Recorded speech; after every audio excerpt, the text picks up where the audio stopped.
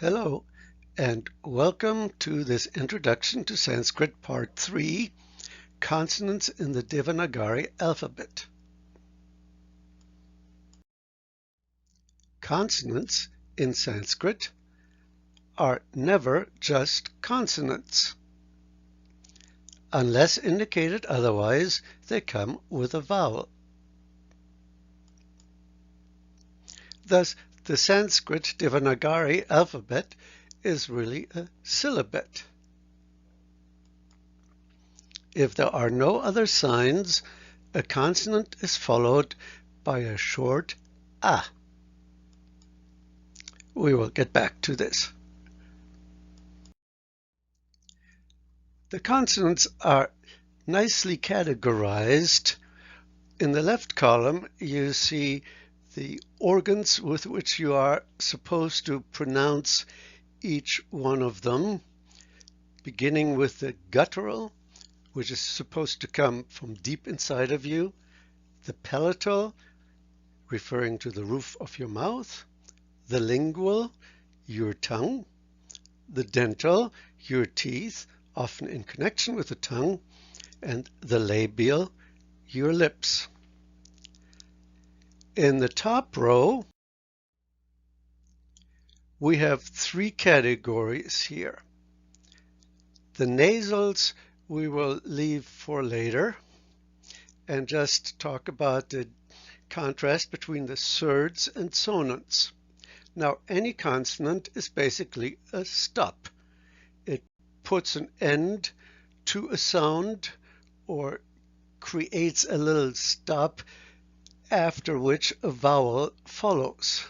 So, ak, you have a very harsh stop, or ka, you have a very harsh beginning, and so that sound would come under surds.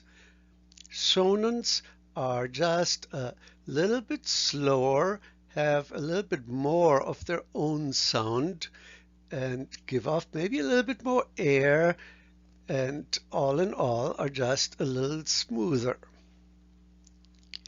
Now, both surds and sonants come with and without aspiration. Aspirated sounds are sounds where the consonants are given just a little bit of extra breath. Now, we write them with the consonant followed by an H, but they should not be considered combination forms. So, for example, the aspirated letter P is not pronounced like an F as in pharmacy. You just have a little bit of extra breath. Similarly, the TH sound is not pronounced as in the English the. It is simply a little bit more air. I have noticed that in English we sometimes make sounds very much like aspirated sounds when, if you forgive the pun, we are exasperated. We add a little bit of emphasis if we are surprised or angry or incredulous, and of course when we are jogging. But if you say something like, "Did you really mean to just pay $10 for that?" we use a little bit of extra breath for emphasis. Now, in the Devanagari alphabet, it's not for emphasis, it's just in the nature of the aspirated letter to add a little bit of breath to it. So, let us begin with the guttural surd. As I said earlier, we need to add an a to all of these consonants, except maybe the nasals, because consonants, given the absence of any other sign, are always followed by a. So we have ka. Then there is cha.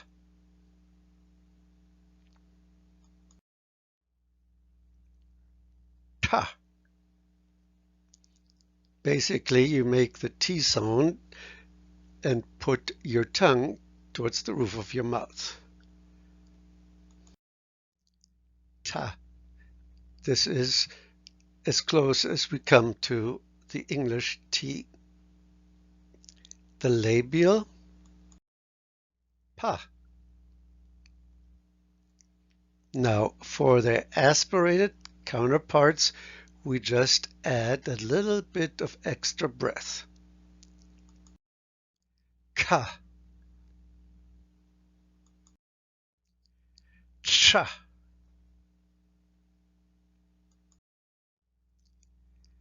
Ta. Ta.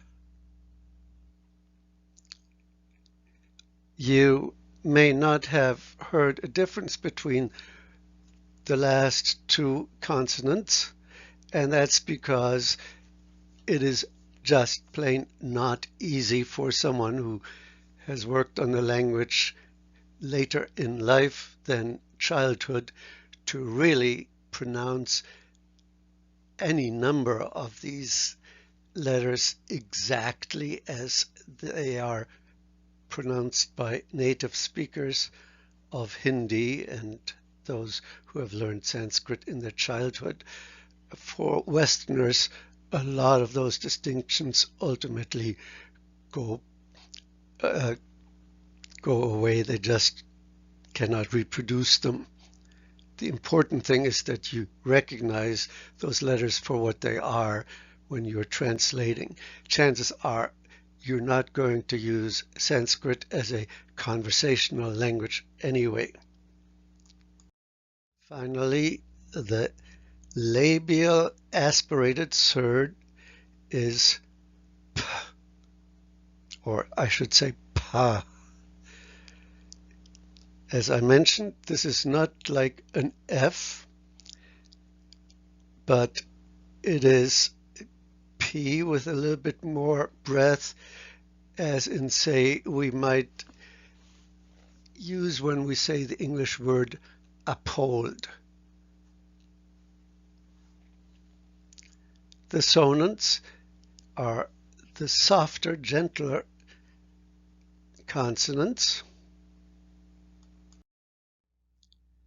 Ga, ja, da, da, ba. Once again, the aspirated sounds get a little bit more air. Ga,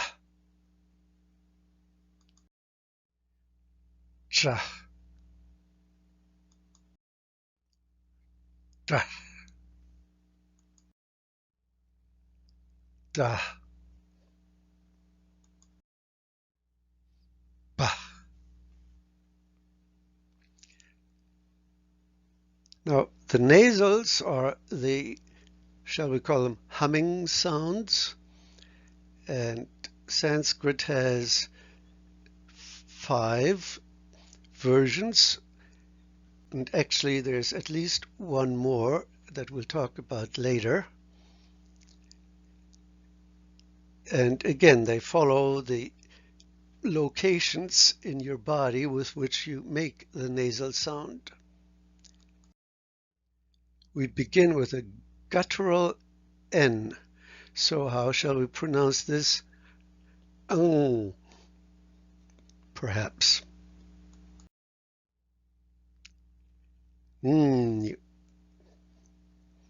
This is very similar to the Spanish N as in señor.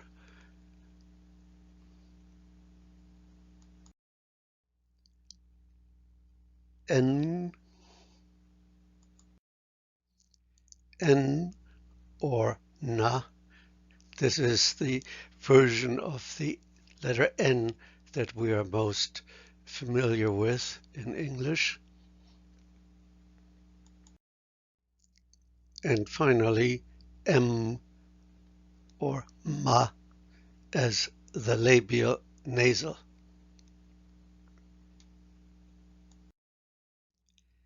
Let's go through these consonants once more, but this time we're going to do it in rows rather than columns. Now, this is the official alphabetical listing in Devanagari.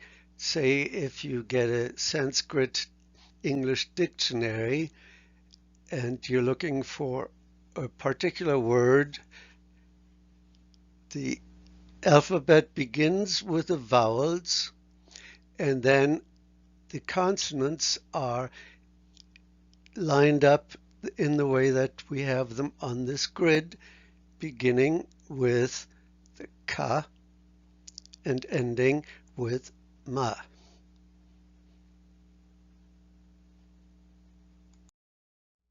Ka, ka, ga,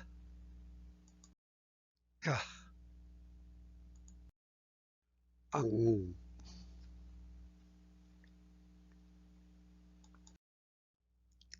cha,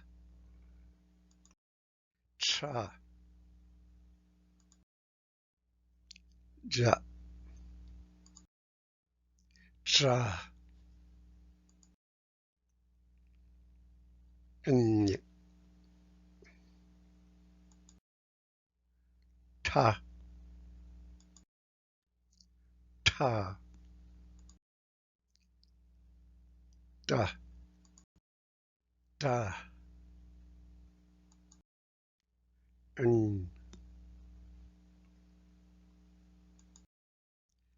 ta, ta, da,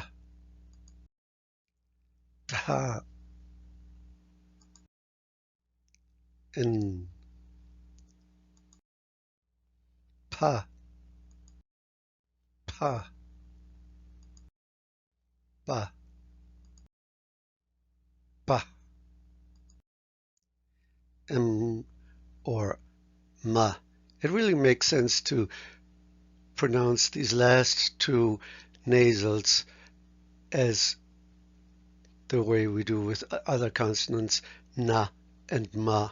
For the first three in that column, it really doesn't make much sense because they do not function the way in which consonants usually do.